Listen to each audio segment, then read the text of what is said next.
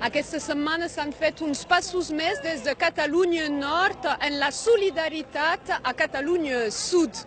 La presidenta de la région, Carole Delga, en visite à Perpignan, va criticar ahir la répression espagnole en contre de diversos dirigents independentistes.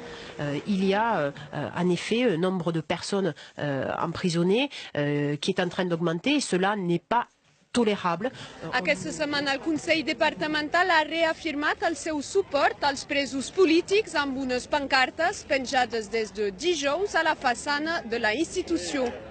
Uns elegits de diferents tendències s'han sumat avui a l'enllaçada impulsada pel Comitè de Solidaritat Catalana. Sant Jordi és un dia molt especial a Catalunya, és un dia que és la festa de l'amor, que ens regalem roses, ens regalem llibres, l'amor, la cultura, i ara, malauradament, doncs, és també un dia de reivindicació de la llibertat. Ha començat ja qui faci un petit grup que s'acosti i li donarem un sac. Hem vingut per posar llaços per tot arreu i perquè trobem que és inadmissible el que passa. És un moment molt important de saber que la llibertat d'expressió ha desaparegut de Catalunya i que l'Estat fa una repressió molt important i que això no es pot quedar així.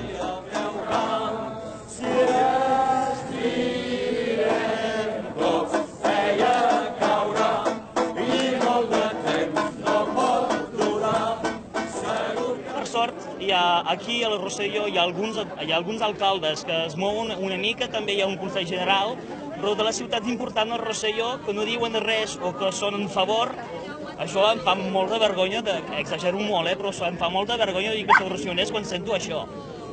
No ho podem deixar passar.